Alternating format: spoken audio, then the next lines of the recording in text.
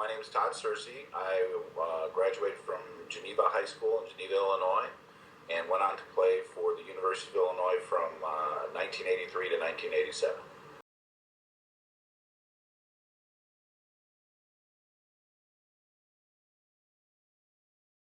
I was struggling until when I got to college. That's when I first realized that I was gay, and I knew I was different. And it was very difficult in the sense that I was very isolated. I didn't have the same kind of reactions towards women. One of the funny stories is I kind of knew I was gay when I'm in Hugh Hefner's mansion and I'm not paying attention to the bunnies. I'm paying attention to the guy with the gun who's the security guard. So to me, that was very comical. And I recognized that when I was actually at Hugh Hefner's mansion, because we went there for the Rose Bowl when my freshman year.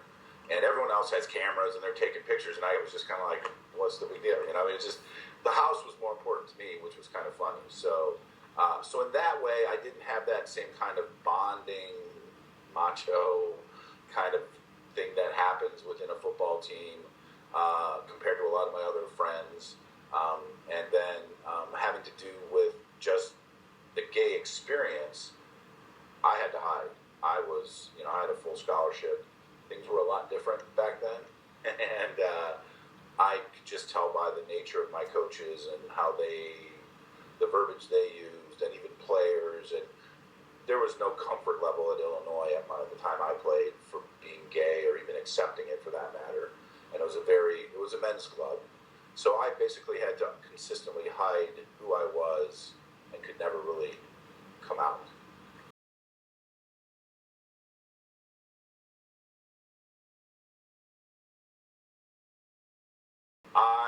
I would put money on it that I would have lost my scholarship, and I would have been an outcast even more than I was, because again, I was kind of a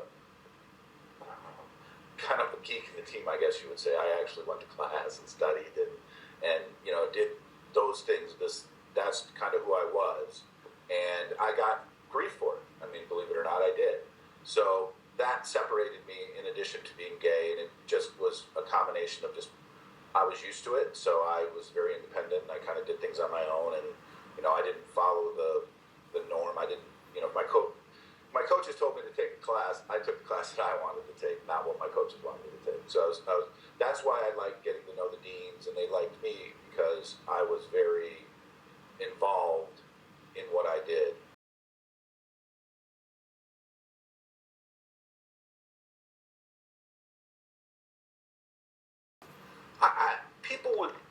People would say stuff just because I wasn't as masculine. Maybe, I mean, I'm masculine, but I just didn't do some of the things that I would consider just to me very stupid. And I didn't play that game. I was just I've always been independent who I am, and I think that rubbed people the wrong way. They didn't know how to take it, and some also didn't understand they were jealous of the school thing because I was, I got awards in that, and so then they'd give me crap about getting the awards, and I kind of laughed it all off because I'm thinking to myself, well, I'm going to get a degree from here. I don't know what's going to happen to you, and and I was there for that. So that's why I said it was weird in a way. I was already being separated, I guess you would say, but not. It wasn't. It was only a certain group of guys. And we had this group that were just a certain way, and that's back then. I don't know. It was very normal for me. It wasn't anything odd.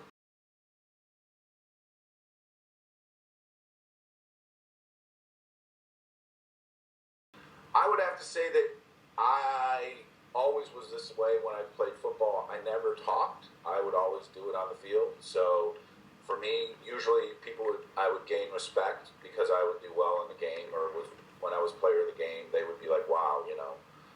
So I just like letting my play stand for what I would do, as opposed to maybe other people who would jaw and talk. And I was like, whatever, you can say whatever you want to me. I'm going to hit you the next play, and it happens. So that's what kind of person I was. I've always been that way in high school, and I never got into all that kind of stuff. Which, again, believe it or not, separated me because a lot of these guys like to jaw and talk, and it just wasn't my thing.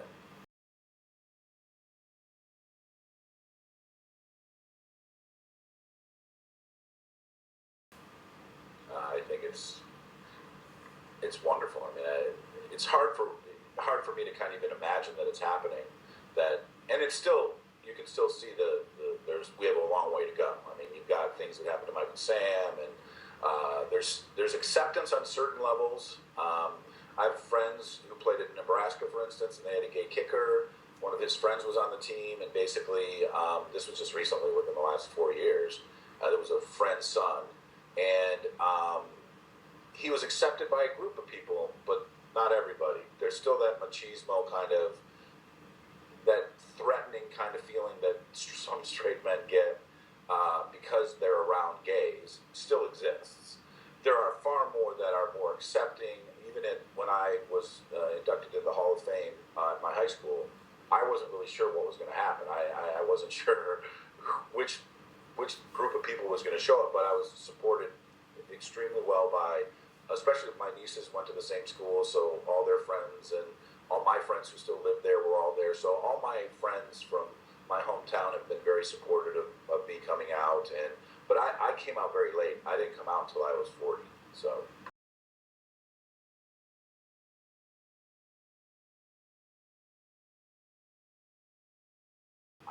I actually told my story back in 2010 because I wanted, if I could help one person feel more comfortable knowing that it's okay to be gay and to play sports and to play football, and we exist. Because when I was trying to figure out who I was, because I was always a jock and a football player and a basketball player and very masculine and so I really didn't find out that there were people like me until I did business in San Francisco and saw a gay rugby team, right? It just was my experience when I was going out in Chicago that the majority of the people weren't like me. For me, it would mean a whole lot. I mean, I would at least have someone to talk to and be able to communicate, maybe not on my own team, but somewhere else. And then knowing that, one thing I did learn is that coming out was such a relief. You don't have to hide anymore. And I know that's just a general story that everybody has, and it is very true. And the fear gets you, but I wish I had come out a lot sooner. I really do. Fear is a strong thing. So, and I would hope that if anyone does hear this, they realize that in the long run, you'll be happier if you come out earlier. Speaking from someone who lived it.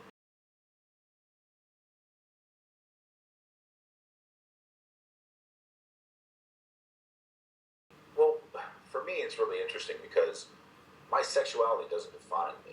Okay, my sexuality is such a small part, but yet it becomes a huge part in society.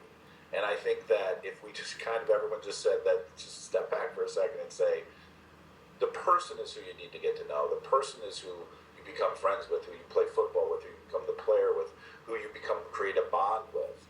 It's not the sex of it. I mean, and yet we've kind of parsed it down to just sex, as if sex is in our sexuality determines the plight of who we are. And I tend to disagree with that, and I would rather have it be less important. Just be able to be whoever you want to be, and know that you're a good football player, basketball player, whatever sport you're in, and you were recruited there because of that. You weren't recruited there because you were straight or because you were gay. I'm 6'3". I was a big guy. I was a All-American high school football player, and nobody asked me if I was gay. They just wanted me because they wanted me to come play football. They wanted me to play football and go to school. That's what they wanted me to do. It wasn't a precursor. It wasn't a rejection. It's society and the norms that we have that have to be broken down in order to let us then be just who we are. And it won't be a big deal anymore once we break